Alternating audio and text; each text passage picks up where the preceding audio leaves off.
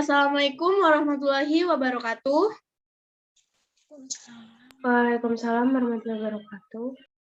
Perkenalkan, nama saya Agustin Nurul Fatimah. Di sini saya sebagai moderator. Kali ini kami akan mempresentasikan hasil kerja kelompok kami untuk memenuhi tugas studi kelayakan bisnis. Di sini kami akan mempresentasikan proposal bisnis dalam bidang pariwisata yang kami beri nama Homestay Fish House. Sebelum memasuki materi, saya akan memperkenalkan teman-teman dari kelompok kami. Di antaranya ada Arsi Abdul Hasan, Agustin Nurul Fatimah, saya sendiri, ada Safira Rezia, Diki Palevi, Lubna Juwita Agustin, dan Siska Aprilianti. Mohon maaf, untuk presentasi kali ini tidak ada Diki Palevi karena kami sudah mencoba untuk menghubungi tapi tidak ada jawaban. Kami kelompok gabungan kelas yaitu dari 64, 6B31 dan 64, 6D31. Baik, selanjutnya di sini saya akan memaparkan materi. Yang pertama yaitu ada latar belakang. Pariwisata merupakan salah satu sektor pembangunan yang sedang digalangkan pemerintah karena pariwisata sangat memberikan kontribusi besar terhadap perekonomian negara. Maka dari itu, kami ingin meningkatkan perpariwisataan Indonesia dengan membuat homestay. Nah, homestay ini kita beri nama yaitu Fish House, yang merupakan penginapan di Goa Cemara, Jogja, Jawa Tengah. Konsep dari penginapan ini yaitu bertema keluarga. Dan Fish House ini terletak di pesisir pantai, tepatnya di daerah pantai Goa Cemara. Dengan adanya Fish House ini dapat meningkatkan perekonomian daerah setempat dan juga membuka lapangan pekerjaan. Fish House ini sangat cocok bagi para tamu yang gemar dengan suasana alam. Nah, Fish House ini berdiri pada tahun 2019. Dengan didirikannya Fish House ini, dengan tujuan yaitu memberikan pengalaman menginap dengan keindahan alam pantai Gua Cemara. Adapun manfaatnya yaitu meningkatkan daya tarik pariwisata Indonesia yang akan berdampak bagi pemerintah maupun masyarakat lokal. Demikian penjelasan saya, selanjutnya akan dipaparkan oleh Siska. Kepada Siska, dipersilakan. Baik, terima kasih moderator. Selanjutnya saya akan menjelaskan pasar konsumen dan produsen. Pasar berdasarkan motif pembeli, yaitu ada pasar konsumen dan pasar produsen. Yang pertama, pasar konsumen. Pasar konsumen adalah pasar yang dimana pembelinya adalah individual yang membeli produk untuk digunakan atau disewakan. Konsumen yang akan menggunakan jenis akomodasi ini adalah wisatawan dan pelajar tingkat menengah sampai dengan mahasiswa. Dan jumlah permintaan akan meningkat ketika musim tertentu dan hari kerja maupun akhir pekan. Yang kedua ada produsen atau pasar produsen. Pasar produsen dalam bidang jasa untuk mengupayakan efisiensi kegiatan produksi.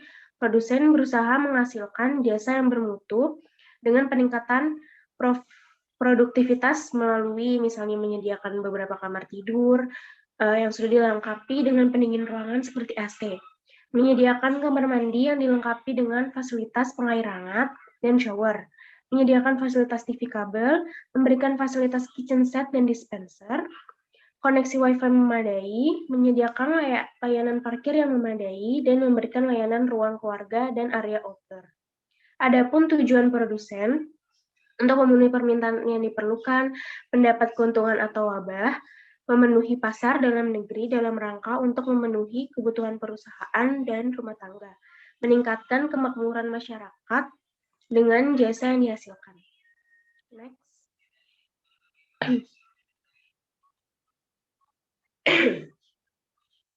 Selanjutnya ada pemasaran 4P, yaitu yang terdiri dari produk, price, place, dan promotion.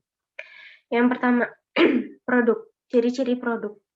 Fish House adalah homestay yang menyediakan tempat penginapan di daerah pantai Gua Cemara, Bantul, Jogja.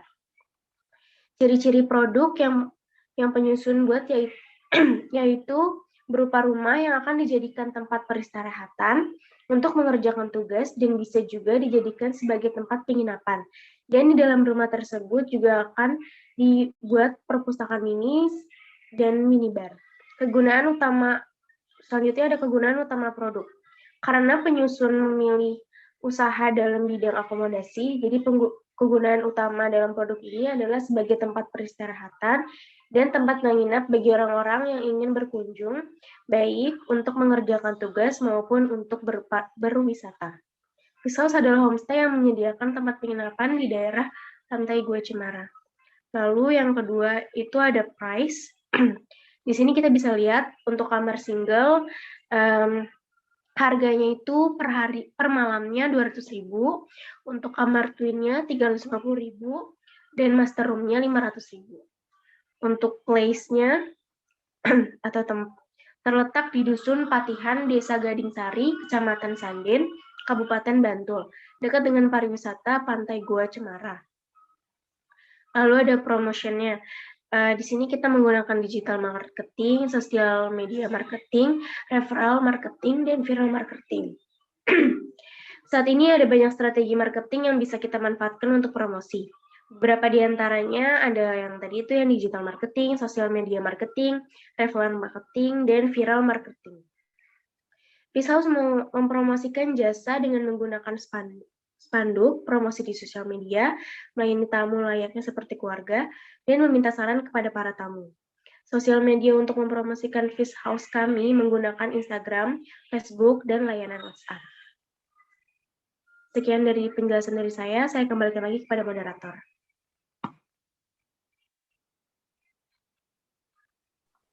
Baik, terima kasih Siska atas penjelasannya. Untuk materi selanjutnya akan dijelaskan oleh Safira. Kepada Safira, dipersilahkan.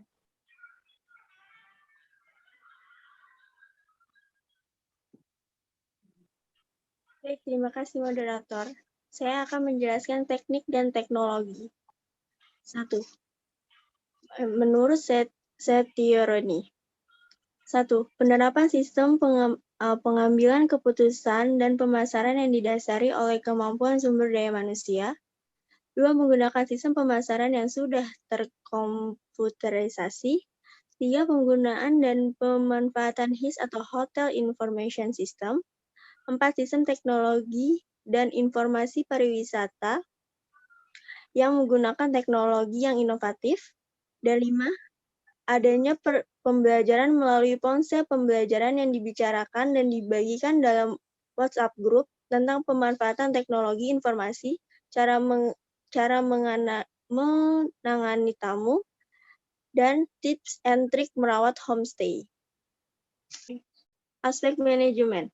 Aspek manajemen unsur yang perlu dianalisasi ialah kepemilikan organisasi, tim manajemen dan karyawan dalam rangka memberikan pelayanan yang baik kepada konsumen, secara khusus pemilikan dan manajer Fish House, memberikan contoh dan pelatihan yang dibutuhkan kepada para pegawainya, misalkan bagaimana cara berlaku kepada konsumen, cara menghadapi dan memenuhi kebutuhan dari para konsumen. Sekian dari penjelasan saya balikan ke moderator.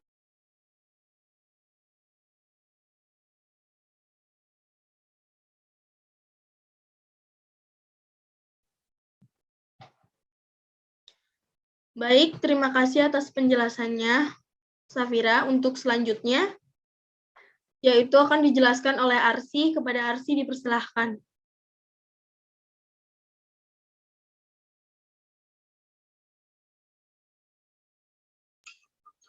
Oke, terima kasih moderator.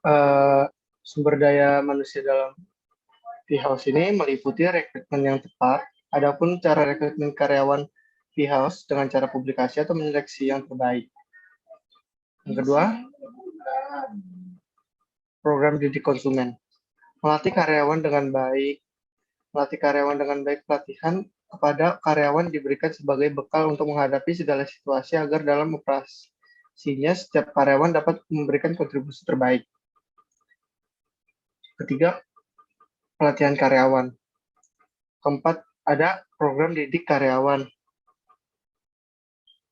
Didik semua karyawan, pemasaran internal juga menjadi fokus manajer P-House dalam menciptakan manajer operasi yang baik. Didik karyawan yang dilakukan manajer P-House memiliki tujuan supaya karyawan memiliki sikap dan kemampuan pelayanan yang terbaik. 5. Efisiensi yang diterapkan. Dan 6. Standarisasikan sistem menangani konsumen. 7. Jeli dalam melihat peluang. 8 adalah evaluasi kinerja secara rutin. Next slide.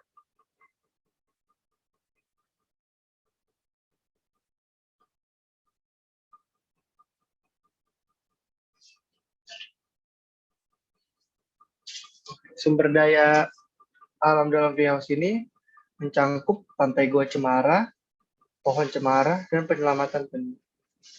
Selebihnya saya lanjutkan kepada moderator. Baik, terima kasih kepada Arsy yang sudah menjelaskan. Untuk selanjutnya akan dijelaskan oleh Siska. Kepada Siska dipersilakan. Baik, terima kasih. Selanjutnya saya akan menjelaskan aspek keuangan. Aspek keuangan di sini terdiri dari biaya rencana dan estimasi omset. Di biaya rencana ini terdiri dari biaya rencana investasi, dan biaya rencana operasional. Dan yang kedua, estimasi omset. Nanti kita akan menghitung estimasi omset per bulan dalam sewa weekdays dan weekends. Lalu dari semuanya nanti kita mencari laba bersih, kemudian BEP atau break even point, lalu nanti ada kesimpulannya. Laba bersih sendiri adalah keuntungan yang didapat dari jumlah selisih pendapatan dan biaya-biaya yang sudah dikurangi oleh pajak. Sedangkan BEP adalah titik keseimbangan hasil dari pendapatan dan modal yang dikeluarkan sehingga tidak terjadi kerugian ataupun keuntungan. Next.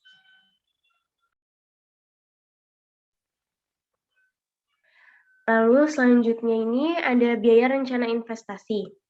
Di sini tuh ada pembiayaan dalam tanah untuk pembelian tanah, biaya bangunan, terus fasilitas per unitnya, fasilitas office, fasilitas yoga, desain interior dan eksterior, pembuatan papan klaim merek, dan pembuatan surat izin. Total keseluruhannya ialah Rp806.586.000. Next. Lalu selanjutnya ada biaya rencana operasional, yaitu biaya gaji meliputi biaya gaji manajer, cleaning service, resepsionis, koki, keamanan, biaya perlengkapan, biaya telepon, biaya listrik, biaya air, biaya promosi, biaya pemeliharaan, dan biaya lain-lain. Untuk biaya per bulannya itu kita mengeluarkan omset Rp28.300.000. Untuk biaya per tahunnya itu kita mengeluarkan omset Rp339.600.000. Next. Ini ada estimasi omset. Ini sewa weekdays-nya. Selama sebulan totalnya itu 42 juta. Dan sewa weekends-nya selama 8 hari dari 4 minggu itu kita memiliki total Rp19.200.000 serta penjualan makanan selama sebulan sebesar Rp5 juta. Total keseluruhannya ialah Rp66.200.000. Next.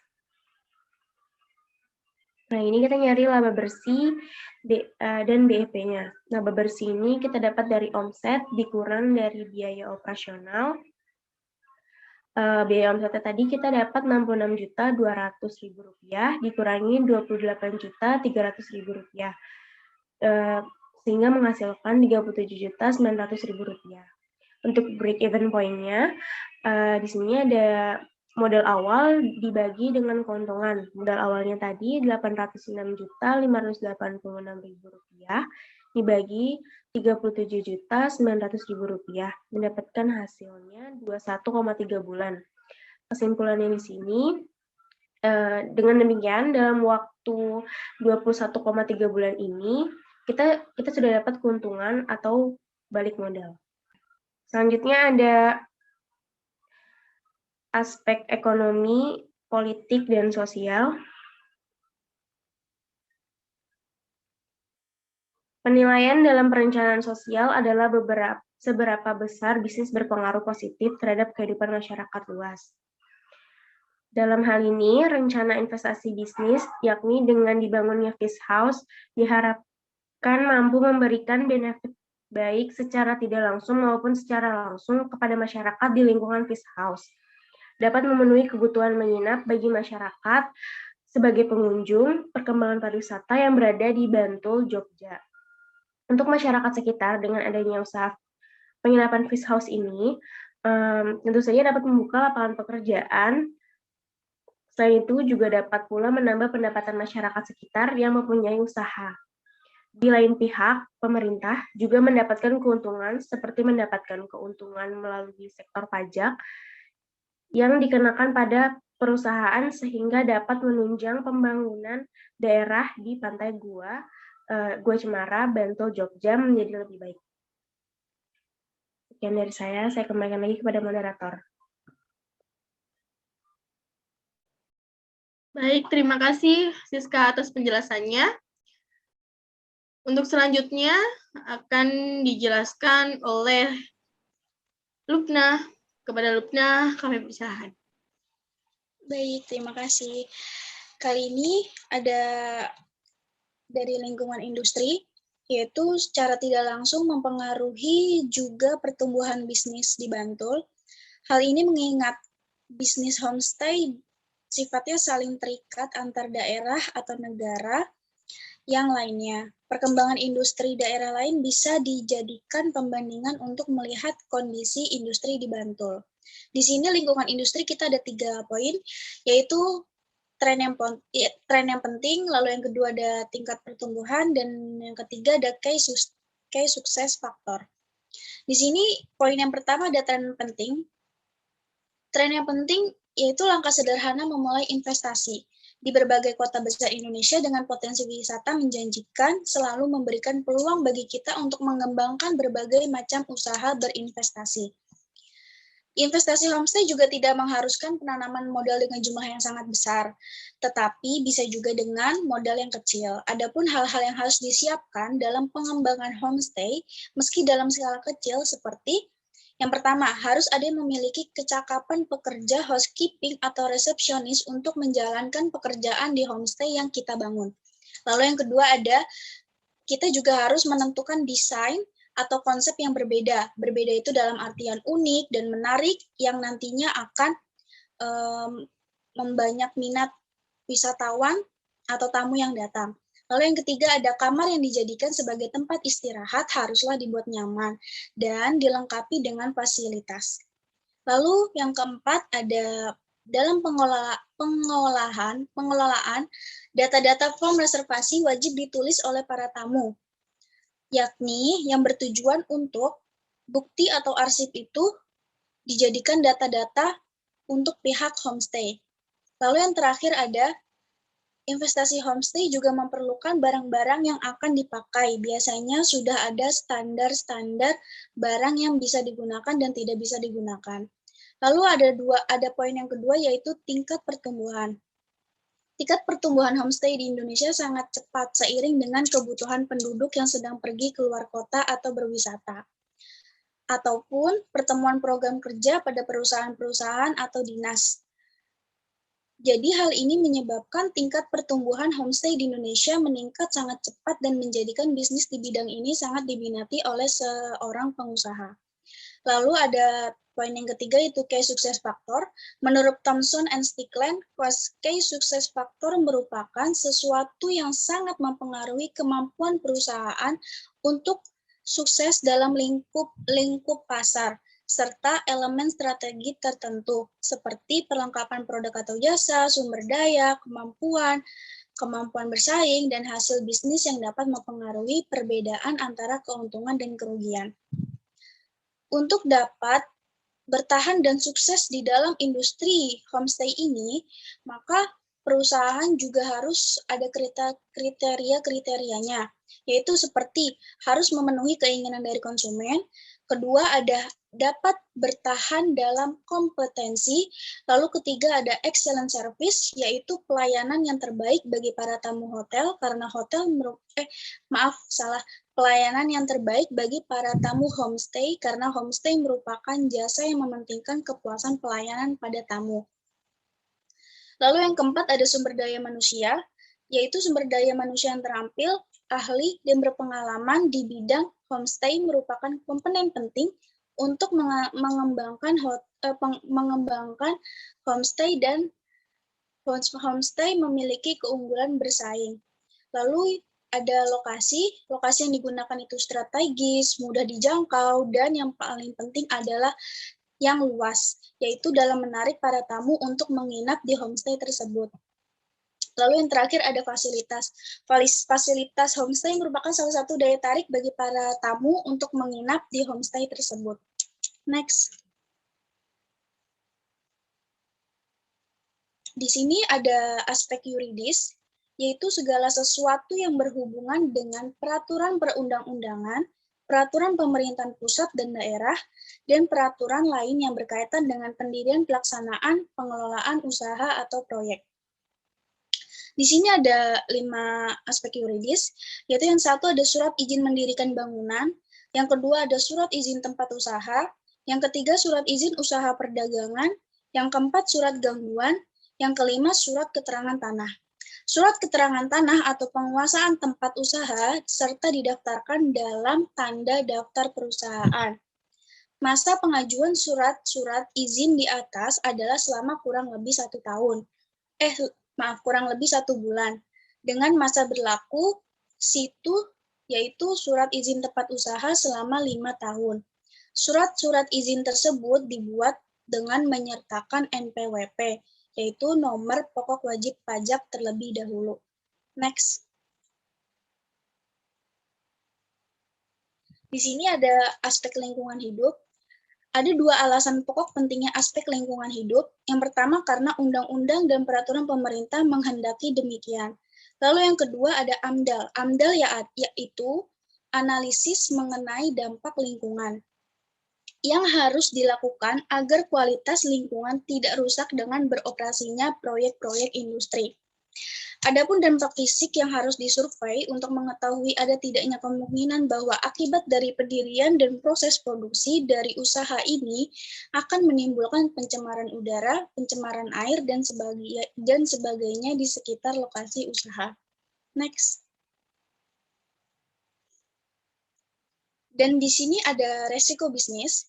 Kita menganalisis resiko-resiko yang nantinya yang akan dihadapi oleh fish house, yaitu ada 3 poin.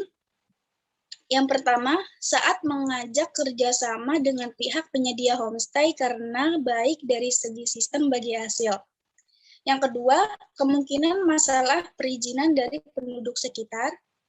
Dan yang terakhir ada resiko cuaca alam yang tidak bisa diprediksi seperti bencana alam. Tetapi, fish house yakin bahwa usaha ini akan berkembang dan menguntungkan banyak pihak, baik untuk investor maupun untuk masyarakat sekitar. Selanjutnya saya serahkan ke moderator.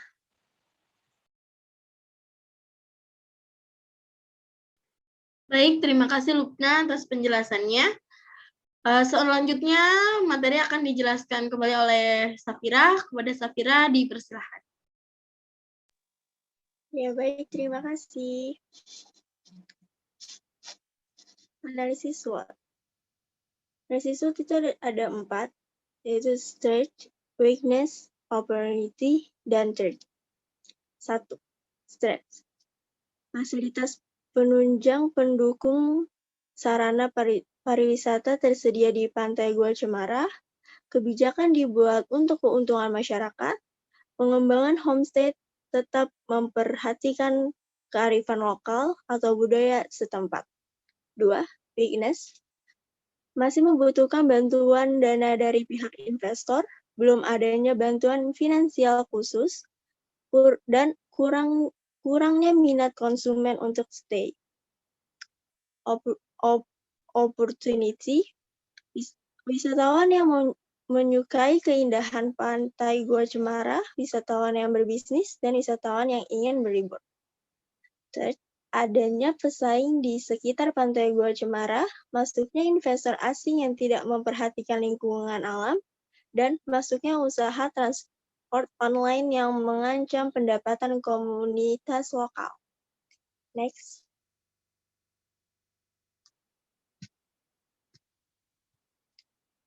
Next.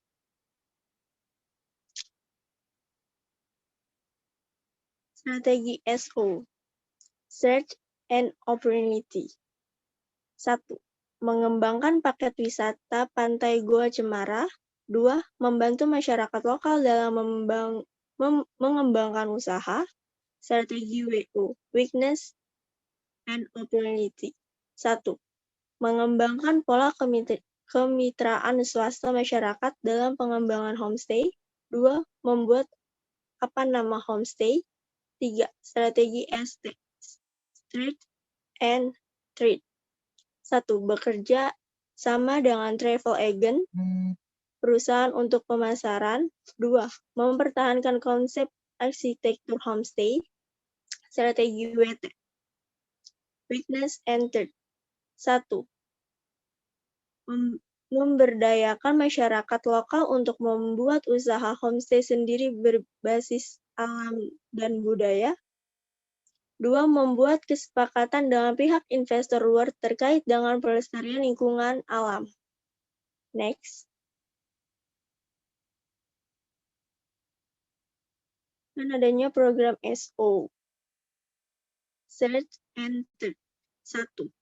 Membuat paket wisata budaya berbasis kearifan lokal. 2. Melaksanakan aturan bagi pengembangan usaha homestay berbasis masyarakat. Program WO. Search and Trade. Maaf. Program WO. Weakness and Opportunity. 1. Mencari investor luar dengan pola kemitraan swasta masyarakat. 2. Mengalokasikan penggunaan anggaran. Program ST. Street and Trade. 1. Membuat arsitektur Jogja menjadi lebih dominan dalam pengembangan homestay. 2. Membuat aturan desa terkait dengan adanya investor. 3. Program WT. Weakness and Trade. 1. Pembangunan homestay menggunakan bahan-bahan alam dan budaya Jogja.